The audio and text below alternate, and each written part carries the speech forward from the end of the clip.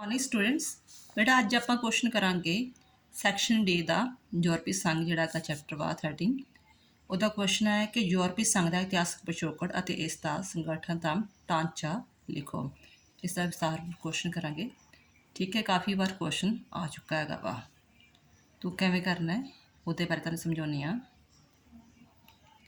जिवें कि बेटा मैं पिछली वीडियो में भी 2-3 वीडियो में अपलोड किया है कि हाँ यूरोपी संघ की सी, मास्टर्स संधि की सी, की संगठन किवें बनिया सी, बट हुण तुहानूं 20 नंबर के क्वेश्चन रिकॉर्डिंग तुहानूं जिहड़ा क्वेश्चन समझा रही हाँ कि जिवें कि पता है कि अंतरराष्ट्रीय संबंधां 'च सदियों तक यूरोपी देशों की सरदारी रही सी, जिहड़े वैसटर्न कंट्रीज़ वगैरह उन्होंने सरदारी रही, बट जो पहला तो दूजा विश्व युद्ध होया उहदे नाल इन्हां दी सरदारी काफ़ी घट गई। रीज़न की सी, उन्होंने युद्धां विच काफ़ी नुकसान उठाउणा पिया सी। इस चीज़ ਨੂੰ ਉਹਨਾਂ ਨੇ सोचा कि ਅਸੀਂ ਆਪਣੀ ਉਹ श्रेष्ठता ਨੂੰ ਦੁਬਾਰਾ ਤਾਂ ਹੀ ਕਾਇਮ ਕਰ ਸਕਦੇ ਹਾਂ, ਸਰਦਾਰੀ ਨੂੰ ਕਾਇਮ ਤਾਂ ਹੀ ਕਰ ਸਕਦੇ ਹਾਂ ਜੇਕਰ ਅਸੀਂ ਆਪਸ ਵਿੱਚ ਜਿਹੜੀਆਂ ਦੋ ਦੁਸ਼ਮਣੀਆਂ ਹੈ ਜਾਂ ਸਾਡੇ ਮਤਭੇਦ ਆ ਉਹਨਾਂ ਨੂੰ ਖਤਮ ਕਰਕੇ ਅਸੀਂ ਆਰਥਿਕ, ਸਮਾਜਿਕ ਅਤੇ ਰਾਜਨੀਤਿਕ ਖੇਤਰਾਂ ਵਿੱਚ ਜਿਹੜੇ ਹੈਗੇ ਆ ਇਕੱਠੇ ਹੋ ਕੇ ਕੰਮ ਕਰੀਏ। ਠੀਕ ਆ, ਅਤੇ ਇਸ ਚੀਜ਼ ਨੂੰ ਜਿਹੜਾ ਕਿਹਾ ਜਾਂਦਾ ਯੂਰਪੀਅਨ ਯੂਨੀਅਨ। ਇਹ ਕਿਵੇਂ ਬਣਿਆ, ਕੀ ਇਹਨਾਂ ਦੇ ਸੰਗਠਨ ਨੇ, ਕਿਵੇਂ ਕੰਮ ਕਰਦੀ ਹੈ ਯੂਰਪੀਅਨ ਜਿਹੜੀ ਹੈਗੀ ਆ ਸੰਘ ਜਿਹੜਾ ਹੈਗਾ ਵਾ, तो ये 6 देशों तो ये शुरुआत हुई तो अज किवें 27-28 देश बने उन्होंने बारे आप विस्तारपूर्वक पढ़ांगे। इतिहासक पिछोकड़ की होया सी, कहंदा कि जो दूजे महायुद्ध के पिछों उन्होंने सोचा कि अपने नुकसानों की पूर्ति किवें की जाए, इसलिए पहला 6 देश होंद विच सामने आए। 6 देशों ने रल के सलाह की। 6 देश किहड़े सी? Belgium, France, German, Italy, Luxembourg ते नीदरलैंड। इन्होंने फैसला किया कि असी जिहड़ा स्पैशली कोयला ते स्टील आ इहदे आपां एकमत होईए कि जिहड़े आपां 6 देश वा इन्हां ने इस यूरोपी जिहड़ी हैगी आ 2 चीज़ां उत्ते समझौता किया। तुहानूं पता है कि जिहड़ियां फैक्ट्रियां वगैरह चलदियां वो सारी कोयले चलदियां, जिन्ना भी समान बनता आम तौर पर स्टीलां नाल बनता, तो ये मेन चीज़ां उत्ते इन्हां ने दोनों ने 6 देशों ने रल के समझौता किया। दैन आफ्टर इन्होंने 1952 इसनूं अमली रूप दिता। पहला समझौता किया, दैन आफ्टर भी अमली प्रैक्टिकल रूप दे दिता। दैन आफ्टर इत्थे जिहड़ी है रोम संधि हो गई। फिर जो प्रैक्टिकल रूप देता तो ट्रेटी रोम किया गया, उत्थे इन्होंने संधि की। ये तो चलो पहला 2 मुद्दों पर इन्होंने संधि की सी, कोयला तो स्टील समुदाय। दैन आफ्टर उन्हें कहा कि चलो आपां ये अपना वधिया काम चल रहा वा, मिल जुल के आपां वधिया काम कर रहे हैं। फिर इन्होंने हौली हौली होर टॉपिक ते भी होर जिहड़े हैगे ही फैक्टरां ते भी समझौते करने शुरू करते, जिवें आर्थिक समुदाय, यूरोपी परमाणु ऊर्जा समुदाय, इन्हां ने रल के होर जिहड़ी है टॉपिक उन्हां ते जिहड़ी हैगी संधियां करनियां शुरू करतियां, तो इसनूं EEC किया जाण लग पिया। ठीक है, EEC का मतलब यूरोपीयन इकनॉमिक कम्यूनिटी। असीं जिन्नी आर्थिक नाल रिलेटेड चीज़ां वा ना उहदे नाल रल के ही काम करांगे। 6 देशों ने ये 6 देशों ने पहल की सी। नैक्सट फिर बाद में 1991 इन्होंने मास्ट्रिक संधि की। 1991 इन्होंने मास्ट्रिक संधि की। इस बारे बेटा मैं विस्तारपूर्वक जी वीडियो पाई हुई है कि मास्ट्रिक संधि की है। ठीक है, मास्ट्रिक संधि की तो जोड़े भी इन्होंने देशों ने मैंबरशिप हासिल की सी। ठीक है, मास्ट्रिक संधि के अधीन उन्होंने कहा कि असी किहड़ियां शर्तां ते काम करांगे भी साडे विच जिहड़े भी देश शामिल होणगे EU विच ਉਹ ਲਿਖੀਆਂ ਸ਼ਰਤਾਂ ਪਹਿਲਾਂ ਪੂਰੀਆਂ ਕਰਨਗੇ। ਉਹ ਕਿਹੜੀਆਂ ਹੋਣਗੀਆਂ? ਫਸਟ ਆਫ ਆਲ ਜਿਹੜਾ ਵੀ ਸਾਡੇ ਵਿੱਚ ਦੇਸ਼ ਸ਼ਾਮਲ ਹੋਣਾ ਚਾਹੁੰਦਾ, ਸਾਡੇ ਗਰੁੱਪ ਵਿੱਚ ਸ਼ਾਮਲ ਹੋਣਾ ਚਾਹੁੰਦਾ, ਉਹਦੀ ਜਿਹੜੀ ਪ੍ਰਣਾਲੀ ਆ, ਸਿਸਟਮ ਆ, ਪੋਲੀਟੀਕਲ ਸਿਸਟਮ ਉਹ ਡੈਮੋਕ੍ਰੇਟਿਕ ਹੋਣਾ ਚਾਹੀਦਾ। ਸੈਕੰਡਲੀ ਉਹ ਹਿਊਮਨ ਰਾਈਟਸ ਨੂੰ ਰਿਸਪੈਕਟ ਦਿੰਦਾ ਵੇ। ਥਰਡ ਉਹ ਮੰਡੀ ਅਰਥ ਵਿਵਸਥਾ 'ਚ ਮਾਰਕੀਟ ਇਕਨੋਮੀ ਵਿੱਚ ਵਿਸ਼ਵਾਸ ਰੱਖਦਾ ਵੇ। ਔਰ ਫੋਰਥ ਕਿ यूरोपी आर्थिक समुदाय ਨਾਲ ਸੰਬੰਧਿਤ ਜ਼ਿੰਮੇਵਾਰੀਆਂ ਪੂਰੀਆਂ ਕਰਨ ਦੀ ਯੋਗਤਾ ਜ਼ਰੂਰ ਰੱਖਦਾ ਵੇ। ਇਹ ਜੇ 4 ਕੰਡੀਸ਼ਨ ਉਹ ਫੋਲੋ ਕਰਦਾ ਹੈ, ਪੂਰੀਆਂ ਕਰਦਾ ਹੈ, ਦੈਨ ਆਫਟਰ ਉਹ ਸਾਡੀ ਜਿਹੜਾ EU ਦਾ ਮੈਂਬਰ ਬਣ ਸਕਦਾ ਹੈ। ਇਹ ਕਿਸ ਸੰਧੀ ਦੇ ਅਧੀਨ ਸੀ? ਮਾਸਟਰ ਸੰਧि। ਪਹਿਲਾਂ ਬੇਟਾ ਰਿਪੀਟ ਕਰ ਦਿੰਦੀ, ਫਿਰ ਮੈਂ ਤੁਹਾਨੂੰ 6 ਦੇਸ਼ਾਂ ਨੇ ਇਹ ਚੀਜ਼ ਸ਼ੁਰੂ ਕੀਤੀ ਸੀ। यूरोपी कोला तो स्टील समुदाय बनया, दैन इन्हें ट्रेटी रोम किया, फिर EEC बनाई, दैन मास्टरिक संधि बनाई, मास्टरिक संधि अधीन शर्तां लागू कीतियां। हुण इन्हां दे यूरोपियन दे उद्देश की आ? उद्देश की है बेटा इन्हां दे कि फस्ट ऑफ ऑल तो जी ये चीज़ आ जी आपस में लड़ते पे से ना, जर्मन इंग्लैंड आपस में लड़ी जाते सी पहला विश्व युद्ध में, पहले दूजे विश्व युद्ध में। पहला इन्होंने कहा कि असी जिहड़ा आपस में एक होइए, एकता नूं जिहड़े भंग करने वाले विवाद नूं खत्म कर दईए, तो आपस में एकजुट होइए। सैकंडली जिहड़ी साडी सरदारी खोई गई है, प्रतिष्ठा खोई गई है, उन्होंने दोबारा तो मुड़ सुरजीत करिए। थर्ड ਰੂੜੀਵਾਦੀ ਆਰਥਿਕ ਪਰੰਪਰਾ ਨੂੰ ਸਮਾਪਤ ਕਰਕੇ ਨਵੀਂ ਆਰਥਿਕ ਵਿਵਸਥਾ ਨੂੰ ਸਥਾਪਿਤ ਕਰੀਏ। ਫਿਰ ਖੇਤੀਬਾੜੀ ਨਾਲ ਰਿਲੇਟਡ ਨੀਤੀ ਤਿਆਰ ਕੀਤੀ ਜਾਊਗੀ।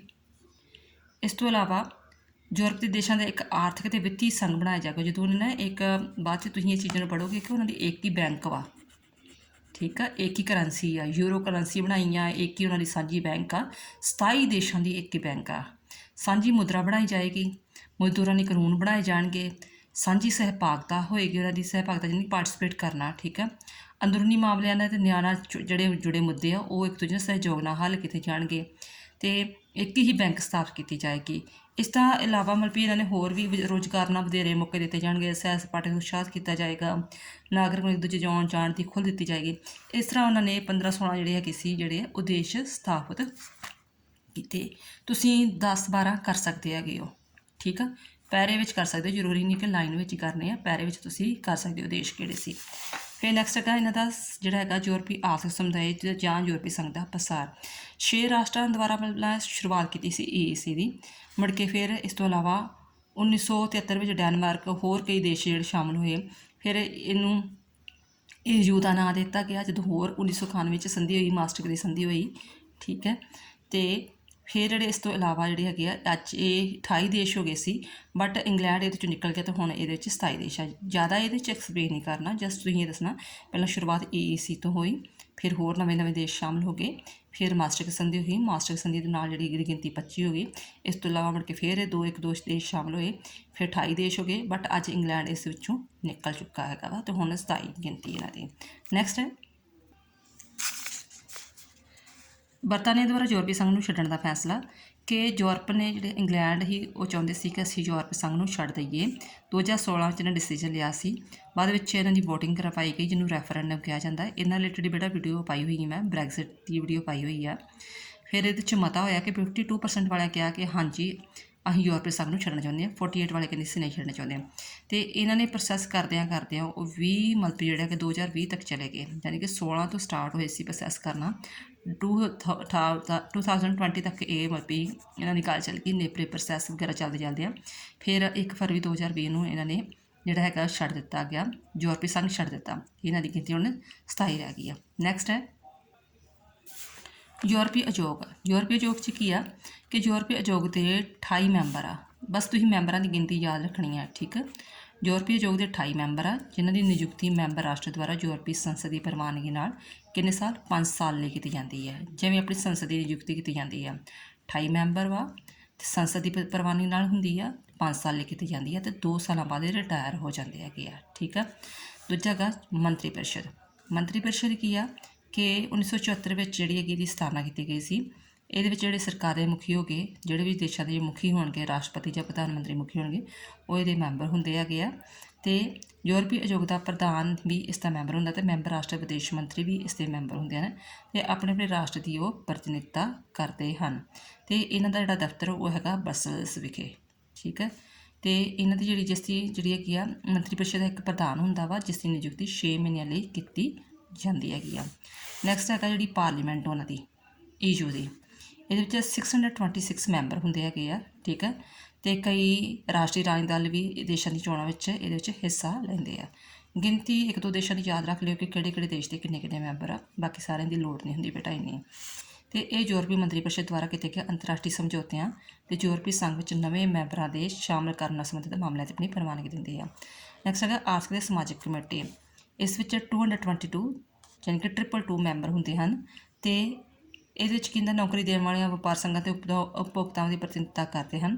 ਸਮਾਜਿਕ ਅਤੇ ਆਰਥਿਕ ਮਾਮਲੇ ਸੰਬੰਧੀ ਜਿਹੜੇ ਕਿ ਫੈਸਲੇ ਲੈਣ ਤੋਂ ਪਹਿਲਾਂ ਆਰਥਿਕ ਅਤੇ ਸਮਾਜਿਕ ਕਮੇਟੀ ਨਾਲ ਸਲਾਹ ਲਈ ਜਾਂਦੀ ਹੈਗੀ ਆ। ਨੈਕਸਟ ਹੈਗਾ ਨਿਆਂ ਅਦਾਲਤ, ਯੂਰਪੀਅਨ ਕੋਰਟ ਆਫ ਜਸਟਿਸ। ਇਹਦੇ 'ਚ 15 ਜੱਜ ਹੁੰਦੇ ਆ, ਠੀਕ ਆ। ਇਹਦਾ ਜਿਹੜਾ ਸਥਾਨ ਉਹ ਕਿੱਥੇ ਹੈਗਾ, ਲਗਜ਼ਮਬਰਗ ਵਿੱਚ ਹੈਗਾ ਵਾ। ਅਤੇ ਇਹਦੇ ਵਿੱਚ ਕਹਿੰਦਾ ਜੱਜਾਂ ਦੀ ਨਿਯੁਕਤੀ ਮੈਂਬਰਾਂ ਦੇ ਰਾਜਾਂ ਦੀ ਸਰਕਾਰਾਂ ਦੁਆਰਾ ਆਪਸੀ ਸਹਿਮਤੀ ਨਾਲ ਕੀਤੀ ਜਾਂਦੀ ਹੈ ਅਤੇ 6 ਸਾਲ ਕਾਰਜ ਵਗੈਰਾ ਇਹਨਾਂ ਦਾ ਹੁੰਦਾ ਹੈਗਾ ਵਾ। ਨੈਕਸਟ ਹੈ court of auditor. Court of auditor ਬੇਟਾ ਜਿਹੜਾ ਵੀ ਕੋਈ ਹਿਸਾਬ ਕਿਤਾਬ ਰੱਖਦਾ ਹੈਗਾ ਵਾ ਕਿਸੇ ਚੀਜ਼ ਵਗੈਰਾ ਦਾ, ਉਹਨੂੰ ਬੋਲ ਦਿੰਦੇ ਆ ਆਡੀਟਰ ਜਾਂ ਲੇਖਾ ਪ੍ਰੀਖਿਆ। ਕਹਿੰਦਾ ਕਿ ਇਸ ਦੀ ਜਿਹੜੀ ਹੈਗੀ ਸਥਾਪਨਾ 1975 ਵਿੱਚ ਕੀਤੀ ਗਈ ਅਤੇ ਇਹਨੇ 1977 'ਚ ਕੰਮ ਕਰਨਾ ਸ਼ੁਰੂ ਕਰ ਦਿੱਤਾ।